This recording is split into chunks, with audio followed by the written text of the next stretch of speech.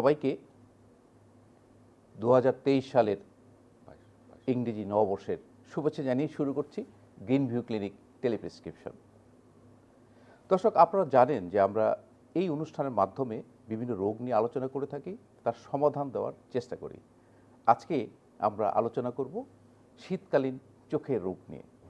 এ বিষয়ে কথা বলার জন্য আমাদের সাথে আছেন ডাক্তার কেডি চক্রবর্তী কৃপা।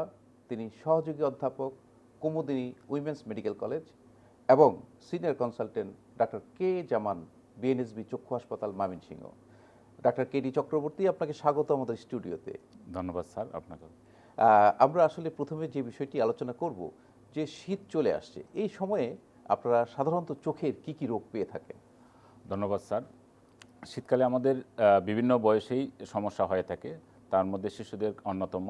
শিশুদের ক্ষেত্রে আমরা সাধারণত কনজাংটিভাইটিস, বিশেষ করে অ্যালার্জিজনিত কনজাংটিভাইটিসটা আমরা শীতকালে বেশি পাই।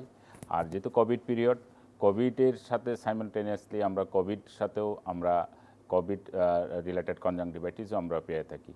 মধ্যবয়স্ক, বিভিন্ন বয়স্ক মানুষদের ক্ষেত্রে পাই, এবং পাশাপাশি যারা ডেইলি লেবার, বিভিন্ন জায়গায় মুভমেন্ট করে, শীতকালে ধুলোবালু বেশি থাকে, সেজন্য কনজাংটিভাইটিসের প্রকটটাই আমাদের জন্য খুব বেশি।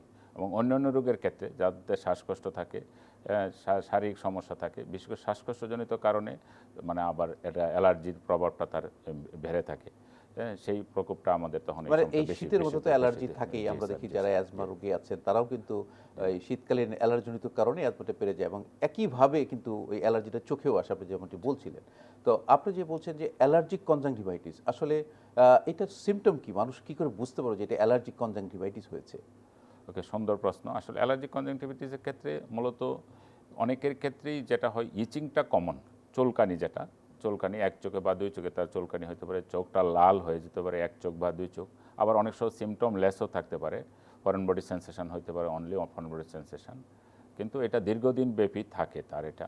এবং সাধারণত এটা সিজনালটা বেশি হয়। সাধারণত কিছুদিন সে ভালো থাকে, অটোমেটিকলি উইদাউট ড্রাগস সে ভালো থাকে, পরে আবার এটা মারাত্মক আকার ধারণ করে, এবং বিশেষ করে শীতকালে এটা বেশি হয়। তারপর আপনি বলতে চাচ্ছেন যে যদি অ্যালার্জির একটা এক্সপোজারে যায়, তার যেটা অ্যালার্জি, যে খাওয়ার মধ্যে হতে পারে, ব্যবহার জিনিসের মধ্যে, সেই অ্যালার্জির কন্ট্যাক্টে আসলে অ্যালার্জিক কনজাংটিভাইটিস হওয়ার সম্ভাবনা আছে। আমরা কিন্তু আরেকটা রোগ দেখি যে কনজাংটিভাইটিস, ভাইরাল কনজাংটিভাইটিস, যেটা আমরা দেখি যে ঘরে ঘরেই অনেক সময় পাওয়া যায় এবং একজন থেকে একজনকে ছড়িয়ে যায়। তো সেই ভাইরাল কনজাংটিভাইটিস এবং অ্যালার্জিক কনজাংটিভাইটিস পার্থক্যটা কি? খুব সুন্দর প্রশ্ন। আসলে এটাও একটা, এখন যেহেতু কোভিডের সাথেও কোভিড এক ধরনের ভাইরাস, সে ভাইরাস কনজাংটিভাইটিস যেটা, আর এই অ্যালার্জি কনজাংটিভাইটিসের মধ্যে বেসিক পার্থক্যটা হলো কি, ভাইরাস বা কোভিড জনিত কারণে যে কনজাংটিভাইটিসটা হয়, সেই ক্ষেত্রে সাধারণত তার ডিসচার্জটা থাকে, ওয়াটারি ডিসচার্জ থাকে। হ্যাঁ, অনেক ক্ষেত্রে ইচিং নাও থাকতে পারে, রেডনেস হইতে পারে, কিন্তু তার যে চোখ থেকে যে ময়লাটা যেটা, সেটা ওয়াটারি থাকবে। কিন্তু অ্যালার্জির ক্ষেত্রে যেটা সিভিয়ার ইচিং, ফরেন বডি সেন্সেশন হয় কন্টিনিউয়াস, এনে লাল থাকতে পারে, নাও থাকতে পারে, কিন্তু তার ইচিংটা অন্যতম। অ্যালার্জির ক্ষেত্রে সাধারণত ডিসচার্জ থাকে না, যে পুরুলেন্ট ডিসচার্জ বা আদার ডিসচার্জ থাকে না। এটা হলো বেসিক পার্থক্য, এবং এটা সিজনাল। এবং আপনি যে কথাগুলো বললেন আগে, খাবারের সাথে এটা একটা রিলেশন থাকে, ধুলোবালির সাথে রিলেশন থাকে অ্যালার্জির। কিন্তু আমাদের ভাইরাসের ক্ষেত্রে সাধারণত কন্ট্যাক্ট হিস্ট্রি থাকে। যদি একটা ফ্যামিলিতে একজনের ভাইরাসে আক্রান্ত হয়, সবাই আক্রান্ত হওয়ার সম্ভাবনা থাকে। কিন্তু অ্যালার্জির ক্ষেত্রে ভিন্নতা আছে।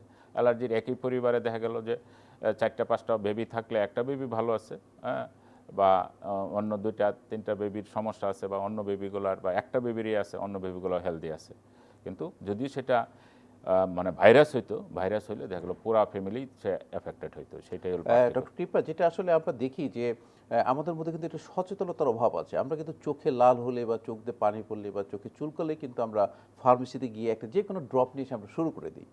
এটা কি আসলে কতটুকু যুক্তিসঙ্গত? স্যার, খুব সুন্দর প্রশ্ন, এবং এটা সময় উপযোগী। সেটা আসলে আমরা এই প্র্যাকটিসটাই স্বভাবত করে থাকি, কিন্তু এটা অবশ্যই আমরা করব না, এবং করা উচিত নয়। কারণ আমাদের যে ওষুধগুলা এখন আমাদের হাতের নাগালি আছে, কিন্তু সেই ক্ষেত্রে আমরা যথাযথ ওষুধ ব্যবহার করতে গেলে আমাদের বিশেষজ্ঞর পরামর্শ নিয়েই আমাদের চিকিৎসা নেওয়া উচিত। বিশেষ করে অ্যালার্জিক হোক অথবা ভাইরাল কনজাংটিভাইটিস হোক হইতে গেলে আমাকে চক্ষু বিশেষজ্ঞ এখন সারা দেশের যে প্রেক্ষাপট, প্রতিটা উপজেলা লেভেলে প্রত্যেকটা উপজেলা চক্ষু বিশেষজ্ঞের পোস্টিং আছে এবং আমরা চক্ষু বিশেষজ্ঞ অ্যাভেলেবল সে সারা দেশে। আমার মনে হয় চক্ষু বিশেষজ্ঞের পরামর্শ নিয়ে ওষুধটা মানে ব্যবহার করা আসলে তো উচিত। চোখ তো একটা সেন্সিটিভ অর্গান, চোখের আসলে মানে যত্নটা নেওয়া উচিত, তাই না? আর এই চোখ নিয়ে তো ধরেন আমি একটা ফার্মেসিতে একটা কোয়াকের কাছ থেকে ওষুধ নিয়ে আসলাম, এটা তো হিতে বিপরীত হতে পারে। অনেক সময় দেখা যায় যে আপনারা বলেন যে চোখের অন্ধত্বের কারণ হয়ে দাঁড়াতে পারে যদি আমি ডাক্তারের পরামর্শ ছাড়া চোখের মধ্যে ওষুধ ব্যবহার করি। আসলে কি পরিণতি হতে পারে এরকম মানে না জেনে একটা ওষুধ ফার্মেসিতে কি হতে পারে চোখে? ধন্যবাদ স্যার। এই বিষয়ে আমি একটু বিস্তারিত বলছি। যেমন অ্যালার্জি কনজাংটিভাইটিস পেশেন্টদেরকে সে কেউ যদি মনে করে তাকে মানে তাড়াতাড়ি তাকে সুস্থ করতে গেলে যারা যেটা করে তাকে স্টেরয়েড জাতীয় ওষুধ দিয়ে দেয় মানে ফার্মেসি থেকে। তো স্টেরয়েড জাতীয় ওষুধ মানে বিশেষজ্ঞ ডাক্তারও ব্যবহার করেন, কিন্তু ওনারা যখন ব্যবহার করেন তখন একটা ঔষধের কার ক্ষেত্রে কখন কী ধরনের ওষুধ দিতে হবে, সেটা কি মাইল্ড স্টেরয়েড বা পটেন্ট স্টেরয়েড বা এটার ডোজটা কী হবে, কতদিন ব্যাপী হবে, কিভাবে দিতে হবে, বিস্তারিত রোগীকে বলে দেওয়া হয়। এবং এটা যদি দীর্ঘদিন ব্যবহার করা হয় তখন তাকে বলে দেওয়া হয় কন্টিনিউয়াস ব্যবহার করলে সেটার জন্য তার চোখের প্রেশার বেড়ে যেতে হবে। প্রেশার বেড়ে গেলে একটা রোগ হয়, সেটার নাম হলো গ্লোকোমা। শরীরে যেমন মানে প্রেশার হয়, চোখেরও প্রেশার আছে, সেই প্রেশারটার নাম গ্লোকোমা। তাতে হয় চোখের একটা নার্ভ শুকিয়ে যেতে পারে, চোখের সাথে ব্রেনের যে কানেকশান, যে 2 নম্বর নার্ভটা অপটিক নার্ভ শুকিয়ে গেলে সে ইরিভার্সিবল ব্লাইন্ডনেস হয়ে যাবে, তাকে আর ওই নার্ভটাকে রিকভারি করা সম্ভব হবে না। তাহলে সামান্য একটা ওষুধ সে হয়তো না জানার জন্য স্টেরয়েড সে বারবার সে ব্যবহার করতেছে। তো আমার আজকের এই প্রোগ্রামের মাধ্যমে সারা দেশের যে আমি নিউজটা দিতে চাই যে আমরা অনেক সময় চক্ষু বিশেষজ্ঞ সরাসরি আমরা যে ওষুধটা লিখি স্টেরয়েড বা আমাদের এখন হাতে অনেক অপশান আছে, শুধু স্টেরয়েড না, আমরা আগে অ্যাসেসমেন্ট করি একটা অ্যালার্জি কনজাংটিভাইটিস কোন স্টেজে আছে। যদি মাইল্ড স্টেজে থাকে তখন আমরা দেখা যায় যে তাকে সরাসরি স্টেরয়েড দেই না, স্টেরয়েডের সাবস্টিটিউট যেমন অ্যালার্জিক কিছু ড্রপ আছে, আমাদের যে অ্যালার্জিক যে সমস্ত ড্রপ আছে অ্যান্টিহিস্টামিন জাস H1 ব্লকার বা H2 ব্লকার ড্রপ আছে আমাদের, এই ড্রপগুলো দিনে 1 থেকে 2 বার দিলেই তার সিমটম রিলিফ হয়ে যায়। তাহলে সাথে খাবার কিছু অ্যান্টিহিস্টামিন দিলে তাকে কিন্তু স্টেরয়েড দেওয়ার প্রয়োজন পড়ে না। কিন্তু যারা ফার্মেসি থেকে সরাসরি স্টেরয়েড নিচ্ছেন, এটার পরিণতিতে তার কিন্তু মারাত্মক একটা মানে দৃষ্টিহীনতার দিকে মানে ধাবিত হয়, অন্ধত্বের কারণ হয়ে দাঁড়ায় তার। আচ্ছা ডক্টর কৃপা, আমরা তো আসলে দেখি যে মানে আমরা সবাই যখন একটু বয়স বেড়ে যায় আমরা কিন্তু চশমা ব্যবহার করতে হয়। তো এটা আপনারা যেটা বলে থাকেন যে আসলে বয়সের সাথে সাথে চোখেরও একটু পাওয়ারটা কমে যায়। তো সেক্ষেত্রে কেউ যদি ধরেন তার চোখের পাওয়ার কমে যাচ্ছে কিন্তু চশমা নিচ্ছে না বা আপনাদের সাথে পরামর্শ করছে না, সেক্ষেত্রে তার কি হতে পারে? আসলে খুব সুন্দর প্রশ্ন। আমাদের এই অপথলমোলজিতে বা চোখের ডিপার্টমেন্টে আমাদের সিংহভাগ মানুষেরই একটা জায়গা হলো মানে চশমা ব্যবহার। মানে আমাদের এই দৃষ্টিশক্তি আমরা ত্রুটিতে আমরা অনেকেই ভুগি। যেমন আমাদের অন্যতম ত্রুটি, অনেকেই কাছে কম দেখেন, অনেকেই দূরে কম দেখেন, এবং একটা বয়সে এসে আমরা কাছের জিনিস কম দেখি, যেটা আমরা বলি চাইল্ড সেজ। 40 বছরের পরে এসে আমরা কাছের জিনিস কম দেখি, তখন আমাদের চশমা পড়তে হয়। এবং এই চশমার যে এটা বয়সভেদে, যেমন কোনো বাচ্চা যদি প্রি স্কুল গোয়িং মানে স্কুলে ভর্তি হওয়ার আগেই আমাদের এখন নতুন নিয়ম অনুসারে আগে তার আই সাইট টেস্ট করে নিতে হবে। সে ইন্ডিভিজুয়াল রাইট আই বা লেফট আই সে 6/6 যেটা একটা দূরবর্তী দূরত্ব সে ঠিকমতো দেখে কিনা বা কাছে পড়তে গিয়ে তার কোনো অসুবিধা হয় কিনা, সেই এই মানে তার টেস্টটা খুবই জরুরি। এবং সেই ক্ষেত্রে তাকে যদি চশমা প্রেসক্রাইব করা হয়, এবং চশমা পরানোটাও এটা মানে পেশেন্ট তো বাচ্চা যদি হয় সে তো আর সে বুঝতেছে না, তার অভিভাবককে এবং পাশাপাশি স্কুলের শিক্ষকের সহযোগিতা প্রয়োজন, এবং পাশাপাশি সহপাঠীদেরও সহযোগিতার প্রয়োজন। সহপাঠীদেরকে তাকে যদি এনকারেজ না করে, সে অনেক সময় সে বিব্রত বোধ করে এবং অনেক সময় চশমা সে কন্টিনিউ করে না। কন্টিনিউ না করলে তাকে এক চোখে যদি সে কম দেখে তাহলে এক চোখ অ্যামব্লায়োপিয়া হয়ে যেতে পারে, তাকে অলস চোখ বা এটা ইরিভার্সাল ব্লাইন্ডনেস হয়ে যেতে পারে। পাশাপাশি বিভিন্ন বয়সভেদে আমাদের এই চশমার যে ব্যবহার এটা অবশ্যই করতে হবে। একটা মায়োপিক পেশেন্ট, তার যদি -1, 2, 3, 4 এটা মানে বয়সের সাথে সাথে তার পাওয়ারটা চেঞ্জ করে নিতে হবে। চেঞ্জ না করলে একই পাওয়ার দিয়ে চলবে না, তার বয়স বাড়ার সাথে তার দৃষ্টিশক্তির যে চেঞ্জটা হবে এভরি 6 মান্থ অর 1 ইয়ার ইন্টারভেলে তার এই চেঞ্জমেন্টটা করতে না, হবে। তো আইডিয়ালি ধরেন চশমা প্রেসক্রাইব করেন, চশমা ব্যবহার করছে, আইডিয়ালি কতদিন পর পর এই চোখটা চেক করা উচিত বা চশমার পাওয়ারটা চেক করা উচিত? আইডিয়ালি হলো যে এভরি 3 to 6 মান্থ ইন্টারভেলে। আবার যদি রোগী যদি কমপ্লেইন থাকে তাহলে আর্লিয়ার তাকে চেক করতে হবে, করে যে পাওয়ারটা যে কারেক্টেড পাওয়ার, সেই কারেক্টেড পাওয়ারটাকে তাকে প্রেসক্রাইব করতে হবে। আমাদের দেশে কিন্তু অনেকেরই অনীহা আছে। আপনি বলছিলেন যে আসলে চশমা ব্যবহার করার প্রতি অনেকে বিব্রত বোধ করে, বিশেষ করে স্কুল গোয়িং চিলড্রেনরা বা তার সহপাঠীরাও তাকে একটু অন্য দৃষ্টিতে দেখে। তো সেক্ষেত্রে চশমা ছাড়া এই চোখের পাওয়ার চেঞ্জ করার কোনো বিকল্প ব্যবস্থা আছে কিনা? জি স্যার, খুব সুন্দর প্রশ্ন। চশমা ছাড়াও অনেকগুলো বিকল্প অপশান আছে। আমাদের চশমা ছাড়ার পরের অপশানটা হলো কন্ট্যাক্ট লেন্স। আমরা চশমার ভেতরে রেখে কন্ট্যাক্ট লেন্স পড়তে পারি। এক চোখে বা দুই চোখের ক্ষেত্রে আমরা কন্ট্যাক্ট লেন্স পড়তে পারি। নেক্সট হলো মানে সার্জারি করতে পারি। লেজার যে সার্জারি আছে, লেসিক আছে, লেসেক আছে, ল্যাডেক আছে, এই সার্জারিগুলো করার মাধ্যমে আমরা রিফ্র্যাক্টিভ এরর কারেকশন করতে পারি। এবং আমরা অনেক সময় ক্লিয়ার লেন্স এক্সট্রাকশন, আমাদের চোখের পাওয়ারটা দুইটা জায়গায় নির্ভর করে। কালো অংশ যেটা মনিটা, কর্নিয়াটা, আর ভিতরে লেন্সের পাওয়ারের উপর নির্ভর করে। আমাদের সেই লেন্সটা যদি আমরা রিপ্লেস করে ফেলতে পারি তাতেও করা যায়। আসলে সবগুলো প্রক্রিয়াই অনেক জটিল প্রক্রিয়া। সহজ প্রক্রিয়াই হলো চশমা পরা। এটাই আমি মেসেজ দিতে চাই যে চশমা পরাটাই অনেক নিরাপদ। অন্য প্রক্রিয়াগুলোর ব্যাপারে হয়তো আমরা অনেকে জানি না, যেটা ভালো দিক আছে, মন্দ দিকও আছে। যেমন কন্ট্যাক্ট লেন্সের ভালো দিক হলো যে কসমেটিক্যালি ভালো, কিন্তু মন্দ দিক হলো এটা থেকে অ্যালার্জিক হতে পারে, বারবার আমরা খুলবো, লাগাবো, এটার জন্য তার কনজাংটিভাইটিস হতে পারে, অ্যালার্জিক কনজাংটিভাইটিস, যেটা এটা সারাইতে গেলে আবার স্টেরয়েড দিতে হবে। হ্যাঁ, আমাদের ওয়েদারে ধুলোবালু বেশি, গ্যাদারিং বেশি, সেই ক্ষেত্রে আমাদের জন্য কন্ট্যাক্ট লেন্স সুইটেবল না। তারপরে আর্দ্রতা বেশি থাকার জন্য সেটাও একটা অন্যতম কারণ। নেক্সট হলো লেসিক বা লেসেক বা ল্যাডেক, যে সমস্ত লেজার সার্জারি, সেটাও আসলে সীমিত পরিসরে, বিশেষ করে বড় শহর ব্যতীত, ঢাকা সিটি শহর ব্যতীত ফেরিতে এই সমস্ত সার্জারির সুযোগ নাই আমাদের। এবং ক্লিয়ারলেন্স এক্সট্রাকশন বা আদার জিনিস, এগুলো লেটেস্ট পদ্ধতি, সেটা আসলে যে কোনো সার্জারির ক্ষেত্রে কমপ্লিকেশন হইতে পারে। তো আমার ব্যক্তিগত সাজেশন হলো চশমাটা নিরাপদ। না, তবে চশমা তবে পরাটা এই ক্ষেত্রে আমরা দেখি যে অনেক সময় দেখা যায় অনেকের চাকরির ক্ষেত্রে বা বিভিন্ন চাকরির জন্য তার চশমা পরাটা অনেক সময় একটা নিষেধ থাকে। তো সেক্ষেত্রে ল্যাসিক সার্জারি কিন্তু আমরা দেখেছি যে বিভিন্ন ক্ষেত্রে অনেক সময় প্রয়োজন হয়ে পড়ে। তো সেই ল্যাসিক করতে গেলে কোনো বয়সের কোনো সীমাবদ্ধতা আছে কিনা? ওকে, ফাইন, খুব সুন্দর প্রশ্ন। অবশ্যই আছে। একটা যে কোনো জিনিস, একটা সার্জারির ক্ষেত্রে সীমাবদ্ধতার দিকটাকে বলা হচ্ছে একটা এজ, কনসেন্টেজ একটা ব্যাপার। 18 বছর একটা আমরা কনসেন্টেজের ক্ষেত্রে বলি। কিন্তু আরও যে জিনিসগুলো আমাদের পর্যবেক্ষণ করতে হবে সেইগুলোর ক্ষেত্রে, সে একটা মানুষের যদি তার 18 বছর হলো ঠিকই, হওয়ার পরে তার যে পাওয়ার যেটা, সে মায়োপিক একটা পেশেন্ট, -5 বা 6 বা 7 পাওয়ার, সেটাকে আমরা ইভ্যালুয়েশন করতে হবে গত 6 মাস বা 1 বছর আগে থেকে সেই পাওয়ারটা স্ট্যাটিক ছিল কিনা, এটাকে আমাদের কনসিডার করতে হবে। পাওয়ার যদি বাড়তে থাকে আর এই সময় যদি তার লেসিক আমরা করে দিই, কিন্তু তখন দেখা যাবে লেসিকটা পুরোপুরি কারেকশন হবে না, পরবর্তীতে আবার তার লেজারের প্রয়োজন হবে বা আবার লেসিক করার প্রয়োজন হইতে পারে। তো এই জন্য কিছু ক্রাইটেরিয়া আছে লেসিক করার জন্য। এটার নামই হলো প্রি লেসিক ইভ্যালুয়েশন। কাকে লেসিক করা যাবে, এবং মানে এইজ একটা ফ্যাক্টর অবশ্যই।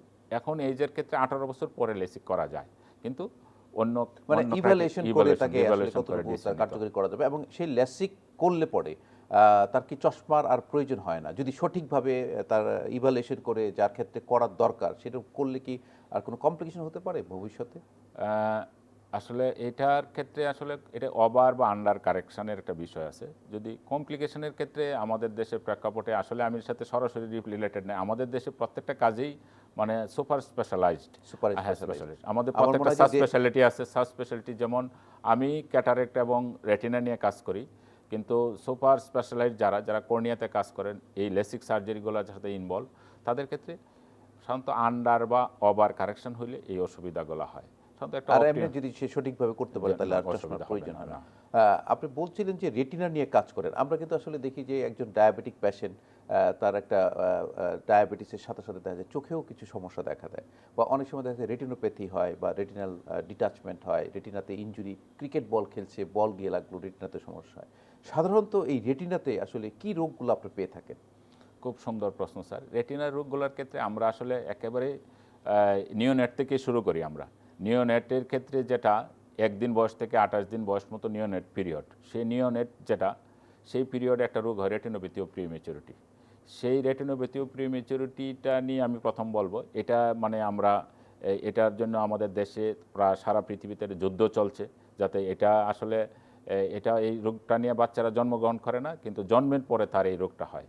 কোনো বেবি যদি 35 সপ্তাহের আগে জন্ম হয়, ন্যাচারালি একটা বেবি যে সময় জন্ম হওয়ার কথা 38 থেকে 40 সপ্তাহে জন্ম হওয়ার কথা, যদি সে আগে 30 হয়ে আগে যায়, হয়ে যেটা যায়, বলছেন সময়ের আগে premature baby। প্রিমেচিউর বেবি যদি হয়, তার জন্মের সময় যদি তার বার্থ ওয়েট যদি হয় লেস দেন 2 কেজি যদি হয়, তার জন্ম হওয়ার পরে সে যদি কোনো কারণ নিওনাটাল ইন্টেন্সিভ কেয়ার ইউনিটে ভর্তি হওয়ার ইতিহাস থাকে, এবং একটা বাচ্চা যদি টুইন বেবি হয়, 3টা বা 4টা বেবি হয়, হ্যাঁ, বা during after neonatal intensive care ইউনিটে তার শ্বাসকষ্ট ছিল, বা তাকে ব্লাড ট্রান্সমিশনের ইতিহাস ছিল, তারপর লাং অ্যাবসেস বা ব্রেইন অ্যাবসেস, এই ধরনের যদি ইতিহাস থাকলে এই বাচ্চাগুলোর ক্ষেত্রে মানে রেটিনোপ্যাথি ও প্রিমেচুরিটি হওয়ার সম্ভাবনা বেশি।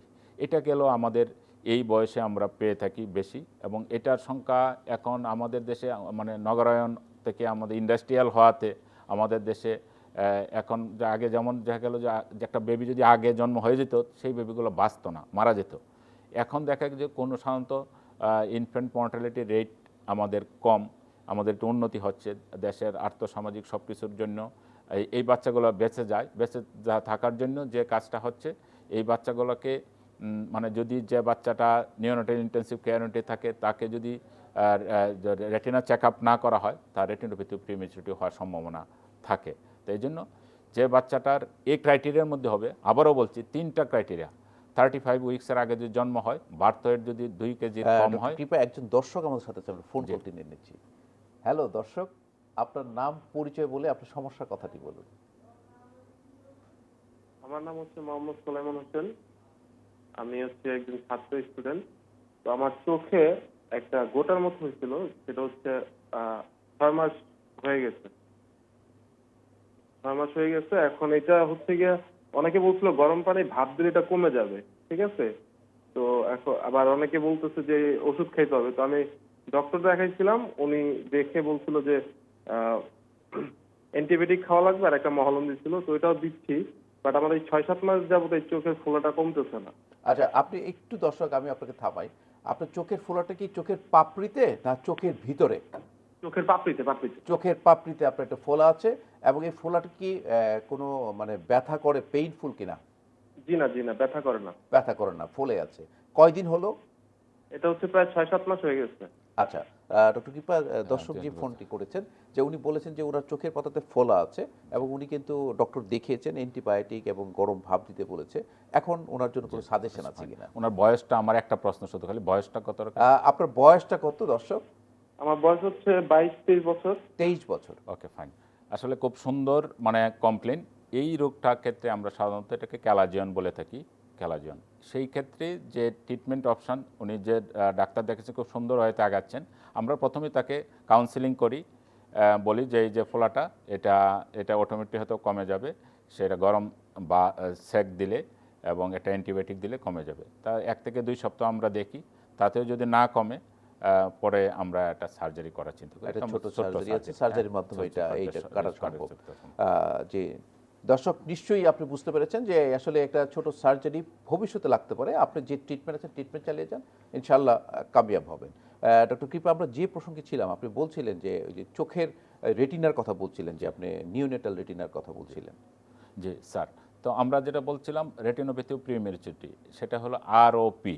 সেই আরওপির ক্ষেত্রে যে আপনি 3টা ভাইটাল ক্রাইটেরিয়া কথা বলছিলেন, সেটা 35 উইক্সের আগে যদি বেবিটা জন্ম হয়ে যায়, এই বেবির ওজন যদি জাস্ট আফটার বার্থ তার ওয়েট যদি হলো 2 কেজির কম হয়, 2 কেজির কম হয়, এবং সে যদি ইতিহাস থেকে নিওনাটাল ইন্টেন্সিভ কেয়ার ইউনিটে, হ্যাঁ, সেই বেবিগুলোকে অবশ্যই তার চোখ দুইটা রেটিনা পরীক্ষা করে নিতে হবে যে রেটিনাতে কোনো রেটিনোপ্যাথি প্রিমেচুরিটি ডেভেলপ করেছে কিনা।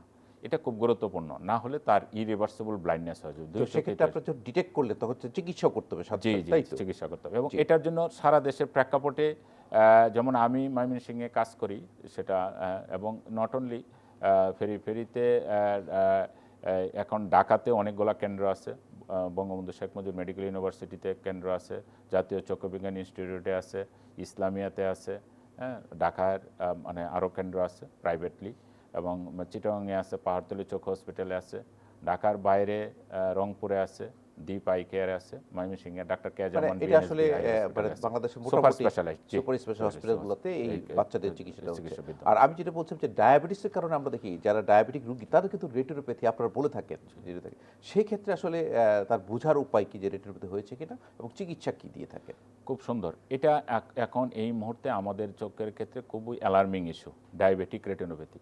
ডায়াবেটিক রেটিনোপ্যাথির ক্ষেত্রে এটা টাইপ 1 টাইপ 2 আমরা জানি ডায়াবেটিকের।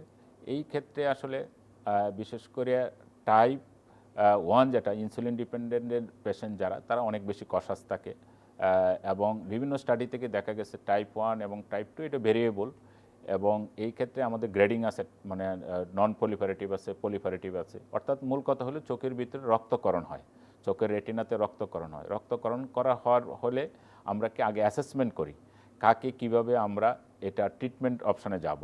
ট্রিটমেন্ট অপশানের ক্ষেত্রে নন পলিফারেটিভের ক্ষেত্রে মাইল্ড আছে, মডারেট আছে, সিভিয়ার আছে এবং ভেরি সিভিয়ার আছে। ভেরি সিভিয়ার হলেই আমাদের সরাসরি ট্রিটমেন্টে যেতে হবে। আবার আরেকজন দর্শক আমাদের সাথে আছে। হ্যালো দর্শক, আপনার নাম, পরিচয় এবং বয়স বলে আপনার সমস্যার কথাটি বলুন। জি, আমার নাম মোহাম্মদ আহসানুল্লাহ। জি, 55 আমার বয়স। 65? জি জি বলুন, শুনতে পাচ্ছি। জি জি জি আমার এই যে বাম পাশে যে আপনার ফেসিয়াল যে আপনার প্যারালাইসিসের সমস্যা, কানের এখানে ব্যথা ছিল, এখন চোখটা আমার ওপেন হয়ে থাকে, করে না, বন্ধ হয় না, আর মুখটা ডান দিকে বাঁকা হয়ে আছে আর কি। আপনি কোনো প্রেসারে আক্রান্ত আছেন কিনা? আপনার কোনো কোমরবিড কন্ডিশন আছে কিনা? হাইপারটেনশন, ডায়াবেটিস কোনো রোগ আছে কিনা? জি জি আছে, কিন্তু আমি প্রেসারের ওষুধ খাচ্ছি, আমার কন্ট্রোল আছে প্রেসারটা, প্রেসার, ডায়াবেটিসও কন্ট্রোল আছে। জি। আপনি কোনো চিকিৎসকের পরামর্শ নিয়েছেন? জি জি আমি চিকিৎসককে দেখিয়েছি, আমি ওই চক্ষু বিজ্ঞানাগারে আমি দেখাইছি, ওনারা ড্রপ দিছি, কিন্তু এটা আমার হচ্ছে না, সলভ হচ্ছে না। আচ্ছা, আমি আমি আপনাকে যেটা বলছি যে আসলে একটা রোগ আছে বেলস পলসি। জি জি সেটি বেলস পলসি নামক একটা রোগ আছে যেটাতে একটু মুখটা বেঁকে যায়, চোখটা বন্ধ করাটা ডিফিকাল্ট হয়ে যায়, মুখ ফুলানোটা কষ্ট হয়ে যায়। তো সেই রোগটা একটা নিউরোলজিক্যাল প্রবলেম, এটা নার্ভের একটা সমস্যার কারণে হয়ে থাকে, এটা চোখের কোনো কারণে হয়নি। তো এটার জন্য আপনি একজন নিউরোলজিস্টকে দেখাতে পারেন এবং এটা কিন্তু সম্পূর্ণ একটা রিকভারেবল। এটা যদি আপনি নিউরোলজিস্ট দেখান এবং ওষুধ সেবন করেন, কিছু ফিজিওথেরাপি আছে মুখের, ফিজিওথেরাপি গ্রহণ করলে আপনার এই রোগটা সম্পূর্ণভাবে ভালো হওয়া সম্ভব। আর ততদিন পর্যন্ত আপনার চোখটা যখন বাইরে বেরোবেন তখন চশমা ব্যবহার করবেন, রাতে ঘুমানোর সময় চোখটা ঢেকে ঘুমাবেন যাতে করে পোকামাকড় বা ধুলাবালি না পড়ে। নিশ্চয়ই দর্শক আমাদের আপনার সমস্যার কথা বুঝতে পেরেছে। জি, আমি একটু যোগ করতে চাই। এটা ঠিকই স্যার বলছেন, যে স্যারে যে কথাটা বলছেন সে বেলস পলসি। বেলস পলসির ক্ষেত্রে আমরা জানি এটা আমাদের যে 7th নার্ভ, 7 নম্বর নার্ভটা 5টা ব্রাঞ্চ আছে, এই 5টা ব্রাঞ্চে এটা ইনভলভ হয়। সেই ক্ষেত্রে আমাদের চোখ যখন ওপেন থাকে, ওপেনের ক্ষেত্রে আমরা যেটা করি, দিনের অংশে আর্টিফিশিয়াল টিয়ার দিই, রোগীকে আর্টিফিশিয়াল টিয়ার দিতে বলি, রাত্রের ক্ষেত্রে একটা অয়েন্টমেন্ট দিতে বলি। জি ডক্টর কৃপা, আপনাকে অনেক অনেক ধন্যবাদ আপনার সুন্দর পরামর্শের জন্য। নিশ্চয়ই দর্শকরা অনেক উপকৃত হবেন। প্রিয় দর্শক, আমরা যেমনটি জানছিলাম শীতকালে চোখের রোগ নিয়ে, আপনি চোখের যত্ন নিন, অযথা ফার্মেসিতে গিয়ে চোখের কোনো ওষুধ সেবন করবেন না, বিশেষজ্ঞ চিকিৎসকের পরামর্শ নিয়েই আপনার চোখের চিকিৎসা নিন। ভালো থাকুন, সুস্থ থাকুন, নিরাপদেই থাকুন।